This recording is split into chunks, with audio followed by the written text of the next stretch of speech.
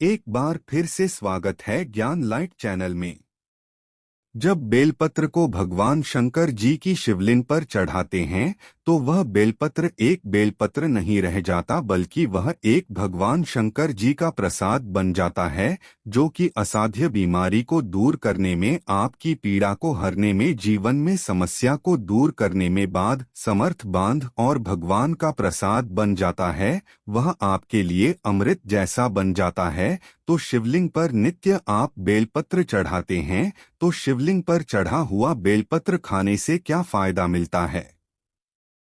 शिवलिंग पर चढ़ा हुआ बेलपत्र खाने से शरीर के सभी तरह के रोग दूर हो जाते हैं। कई तरह की बीमारियों से आप बचे रहेंगे, शरीर से पाप मिट जाता है, क्योंकि शिवलिंग पर चढ़ा हुआ होने के कारण यह सिद्ध हो जाता है। तो जो लोग हत्या जैसे पाप से भी परेशान हैं, जिन लोगों को गौ हत्या जैसे पाप लग गया है, भयंकर से भयंकर अनजाने में पाप हो गया हो, और वह चाहते हैं कि वह पाप का पश्चाताप कर ले, तो नित्य कम से कम ज्यादा नहीं तो 2 माह तक आपको बेलपत्र का सेवन अवश्य करना चाहिए। यह तमस गुणों को समाप्त करते हैं। बहुत से लोगों के शरीर में तामस जाते हैं, या फिर बहुत से लोग मदिरा वगैरह का सेवन करे हुए हैं, या फिर मटन आदि कई तरह के जो कहे गए हैं, नकारात्मक चीजों का सेवन करके बैठे होते हैं, काम सी चीजों का सेवन करके बैठे होते हैं, तो यह शरीर शुद्ध होता है। तो आप अपने अशुद्ध शरीर को स्वस्थ बनाने के लिए, पुनः शुद्ध करने के लिए भोलेनाथ का प्रसाद होता है। आप यह खाना शुरू कर दीजिए।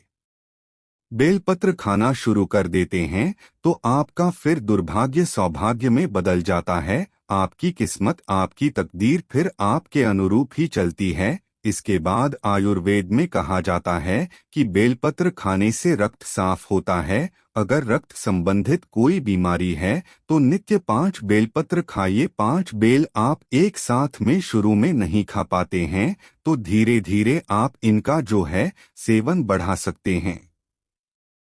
शिवलिंग पर चढ़ा हुआ खाते हैं तो इससे इच्छा की पूर्ति होती है। कोई भी आपकी इच्छा हो वह इच्छा पूर्ण हो जाती है। मन भक्ति होता है, मन हमेशा शांत रहता है। जैसा भगवान शंकर जी का आप चाहते हैं कि मन आपका भक्ति में लगे, मन हमेशा शांत रहे, तो उस शिवलिंग पर चढ़ा बेलपत्र खाने से मन भक्ति में लगता है, मन हमेशा शांत रहता है। मन में जो चिड़चिड़ापन है, छोटी छोटी बातों पर गुस्सा आ जाता है, चिड़चिड़ापन रहता है, तो वह दूर हो जाता है। इसके बाद इसका सेवन करने से सांसारिक भोग समाप्त होने लगता है। आप जो सांसारिक भोग हैं, किसी भी तरह का जो सांसारिक भोग हैं, वह भोग भी समाप्त हो जाता है। मन में भोग की कामना नहीं रहती। दोस्त, जो बात नहीं बताई जाती वह बात भी मैं आप लोगों को भी बता रहा हूँ। इस वीडियो में ऐसा भी माना जाता है